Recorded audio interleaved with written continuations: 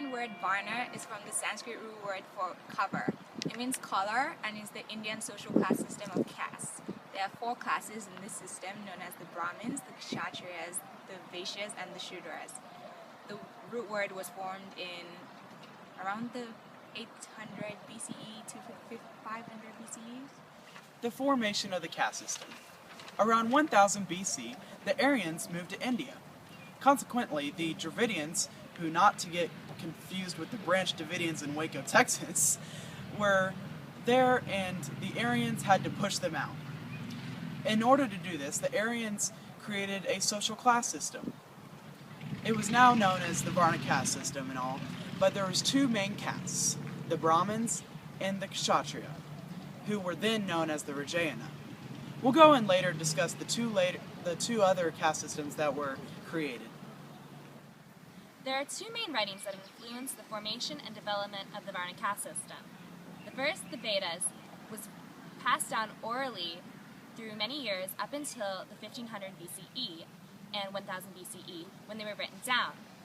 The Rig Veda, the most well-known and first Veda, states in it, the Brahmin was his mouth, his two arms were made the Kshatriyas, his two thighs the Vaishyas, and from his feet the Sudra was born, therefore laying out the mythological development of the Varna Caste system.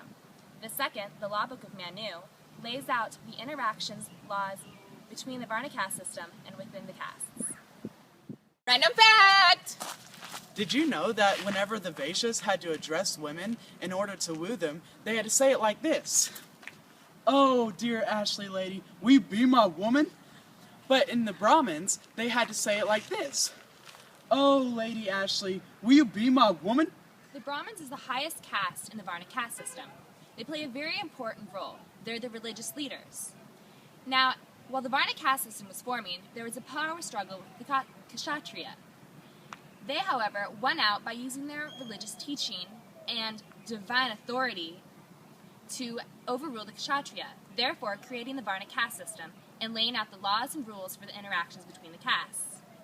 However, there's been a decrease in the power since there's been political reformation in India, therefore they're not as influential as they once were.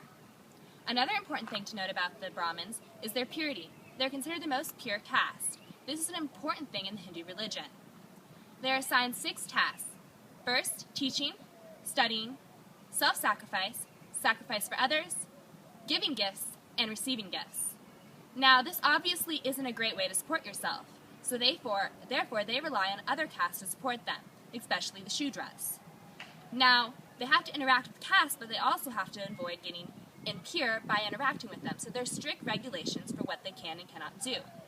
For example, when eating, they can't look upon an impure member of another caste, otherwise their food is no longer consumable.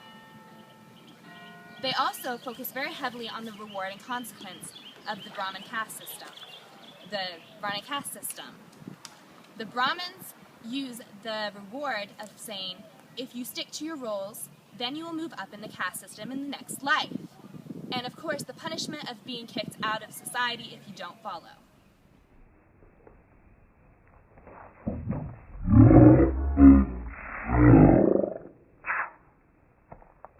With social reformation in India, there's been changes in the interactions in the castes. In urban areas, they developed quite quickly, and the members of different castes can be seen socializing with each other. However, in rural areas, they have not developed quickly, and therefore, there is still discrimination. The next caste system is the Kshatriya. The Kshatriya is the second highest caste system below the Brahmins. The Kshatriya are known as the holders of authority, which is where their name comes from. The Kshatriya are made up of the warriors and aristocrats, also known as the wealthy people. So as you can see here, I am a warrior and as well as aristocrats. You know, now the Kshatriya today are more of the landowners and urban professions. They established around 1000 BC when both the Brahmins and the Kshatriya both became about. Now they live in they live in the northern half of India. The Kshatriya are mostly in charge of protection and governing.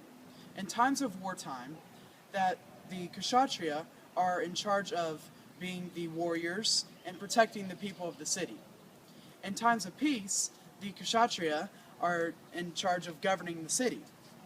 There's now hypocrisy that the Kshatriya aren't spending enough time in the battlefield and focusing too much on worldly possessions, which is definitely against the Hinduism faith. Random fact! Did you know that Mohandas Karamchand Gandhi, otherwise known as Mahatma Gandhi, was a Vaishya?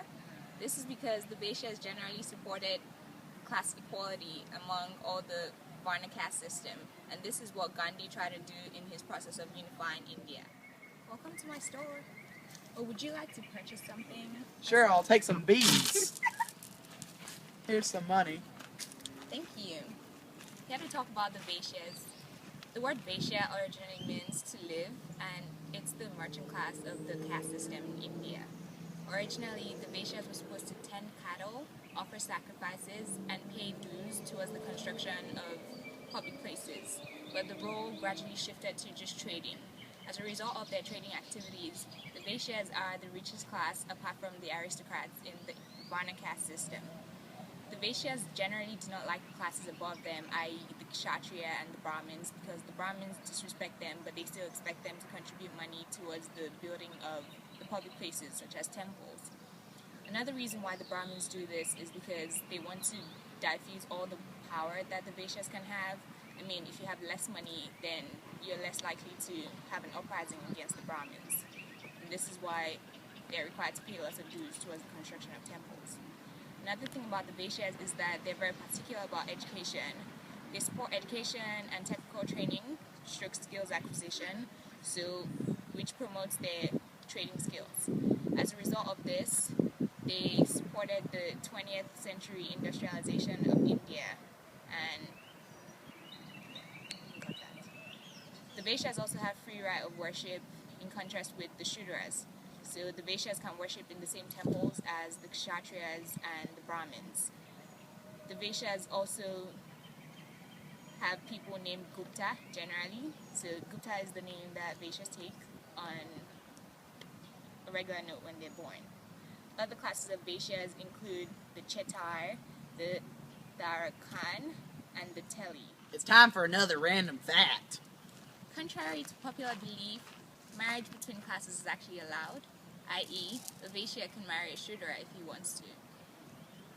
It's notable to say that the Vaishya has to be the man and the Shudra has to be the woman, so it'd be a man in the higher class and a woman in the lower class.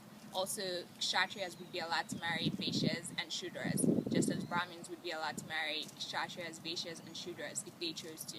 The only requirement in this situation would be that, as well as the lower class member that they marry, they would have to marry one of their class too. So if a Brahmin married a Kshatriya, he would be required to marry a Brahmin as well.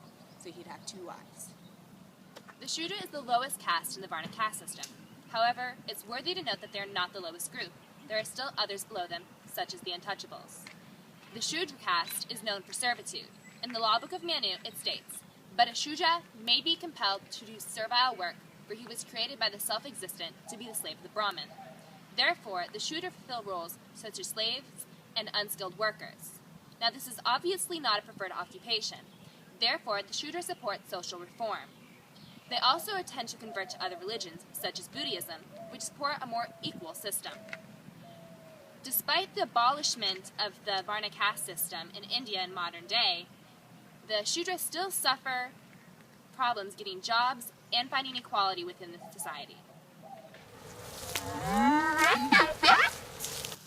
Did you know that contrary to today's society, that maturity back in the Varna caste system was measured in different ways according to the caste?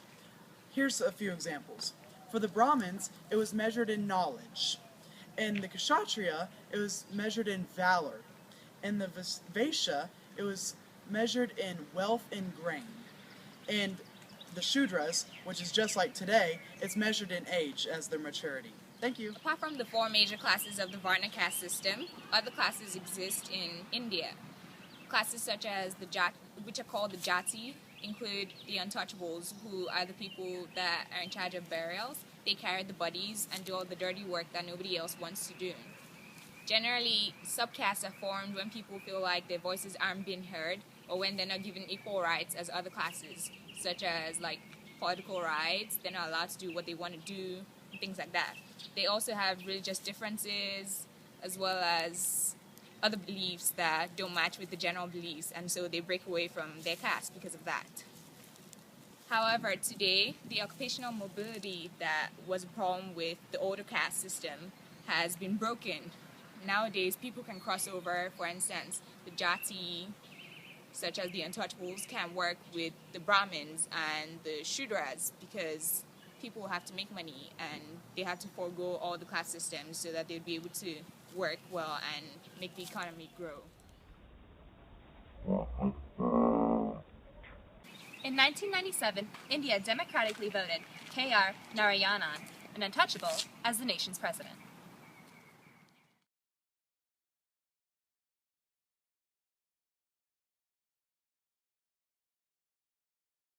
The following websites were accessed in order to create this presentation: www.csu-chiko.edu/chet-inz/fall97/fall97/adrican.html www.history.hanover.edu/courses/261 menu.html www.truthaboutdalits.com/caste system/Brahmins in the caste system.html www.wisegeek.org/what is a Brahmin.html pound did you know www.wisegeek.com/what is a Sudra.html www.mtholyoke.edu/epandit/page2.html.